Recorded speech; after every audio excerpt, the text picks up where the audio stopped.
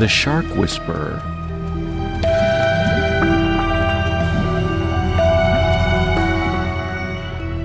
Stuart Cove takes Adam Higginbotham under the waves to meet his killer cast. Stuart Cove kneels on the sandy seabed. One hand rests on a plastic crate filled with chopped fish. When he opens the crate to spear the first piece, perhaps 20 reef sharks appear in the water around us. 20 minutes later, all the fish are gone, and the sharks drift away. Over the past 25 years, Stuart has captured and manipulated sharks into various scenes.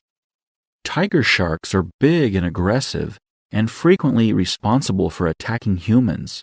But when captured or placed under stress, they struggle but then become calm, as if they are half asleep. The sharks can then be released and manipulated for the shot, and this is when Stuart steps in.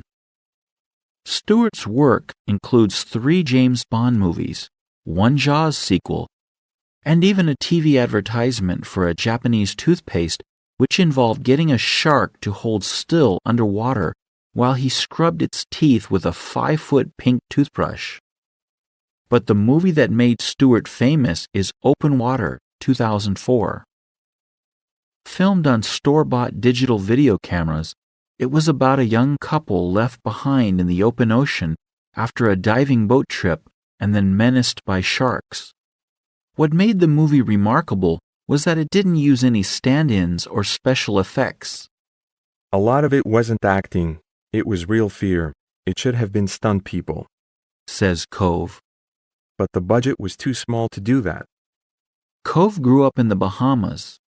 At 19, he was an experienced diver, but he had no idea when he started working on the James Bond movie For Your Eyes Only that he would have to work with tiger sharks.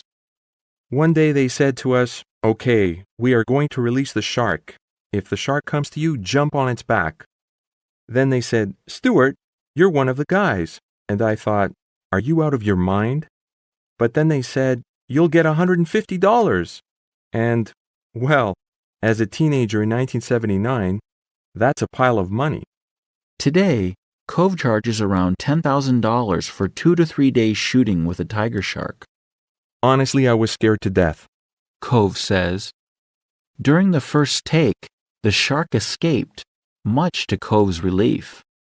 Pretending to look for the lost animal, he was amazed to find it struggling at the edge of the set, trapped in a net. So I grabbed it and it tried to bite me, and then it relaxed. I swam it back and suddenly I was the hero who saved the whole day's shooting. After that, Cove became one of the chief shark handlers. He never told anyone he'd found the shark in the net. Out at the dive site, I asked him what I should do if I'm actually attacked by one of the sharks he's feeding. Try taking your arms in, he said, and avoid moving. But in fact, despite the reputation, many species of shark are very picky eaters. Cove has seen sharks take bait such as chicken or lobster into their mouths, taste it, then spit it out. Same goes for divers. When the sharks accidentally bite the feeder's hands, the animals immediately realize their mistake when they taste a wetsuit. Despite this, Cove himself has been bitten 3 times by sharks. Once he was bitten on the hand. It was the worst pain I've ever felt, he says. The teeth go very deep. Still, he insists that each time he has been doing all the things for the camera you shouldn't do, waving his hands around in the water unprotected. For some shoots, Cove and his staff have even simulated shark attacks. They strap food between a chainmail suit and their clothing and let sharks tear it off them. That's dangerous because they can actually rip your wetsuit and flesh. Yeah, it's not smart. But you know, he says, fame and fortune, you'll do anything.